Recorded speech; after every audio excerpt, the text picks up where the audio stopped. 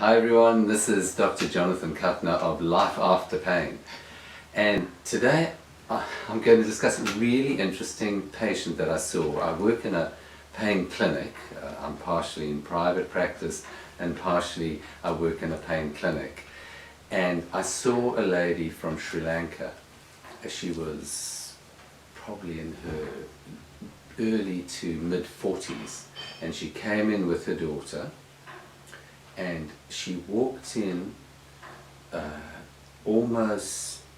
she looked 80.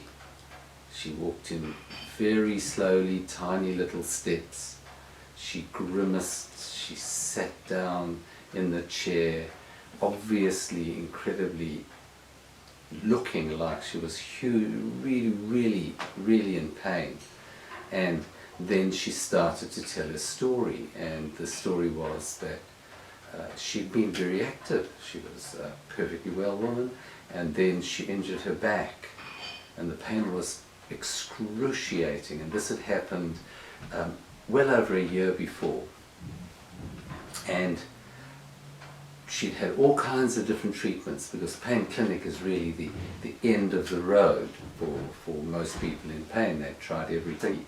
She had all kinds of treatments, nothing had made any difference, and she had changed.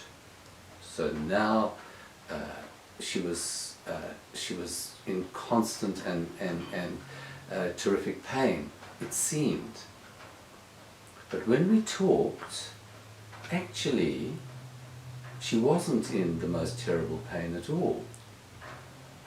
What had happened was that there was a whole lot of things that previously had hurt like anything, but now she was keeping her movements utterly specific so that she wouldn't hurt herself. And this required, because her English wasn't great, so she had an interpreter, and her daughter was with her, and this required a lot of kind of, as you do when you cross languages and you cross cultures, it required a lot of careful questioning until it became really clear that what she was she was fearful of moving.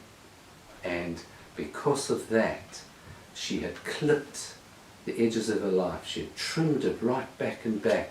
She had kind of created a cage for herself, and her movements only stayed in that those very narrow boundaries.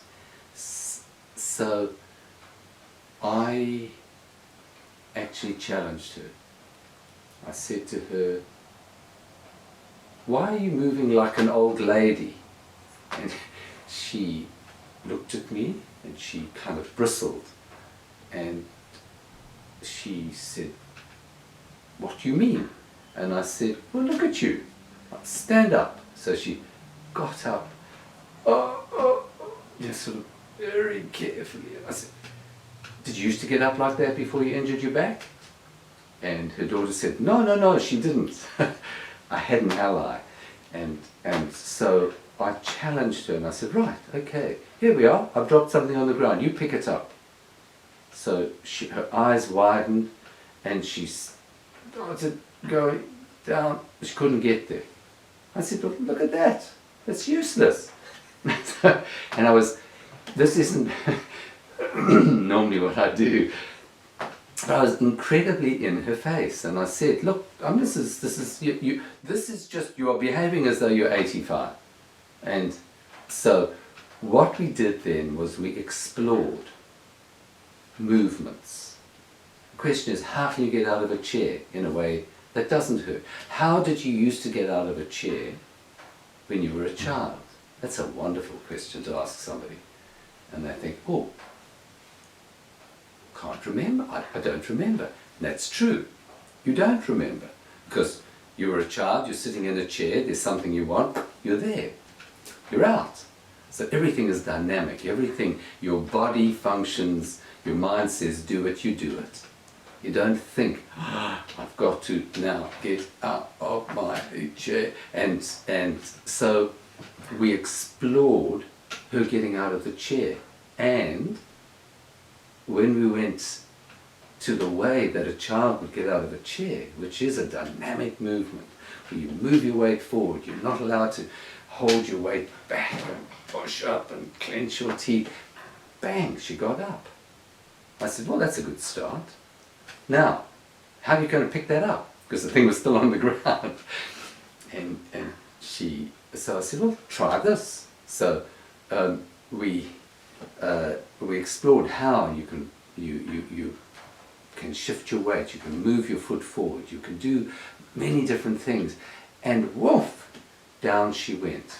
And it was absolutely fascinating because I said to her, why you? Look at you, look at you. And her daughter started to giggle. And then, just before she was about to make a movement, she started to giggle. And she had the most beautiful smile. And as she laughed, it was like the years fell off. And I said, now get down and pick that up. Just do it. Go, go, go. And she went down and she came up and she held this thing in her hand, and it was like she was transformed. It was quite a magical experience. So this is just a really graphic example of how fear can truly cut off your wings. We all have wings. We all have such possibilities. We all have the ability to fly and do so many things, except if we don't believe it. And so for her, the fear of, God forbid, she might get some pain because it was so terrible, had absolutely crippled her life.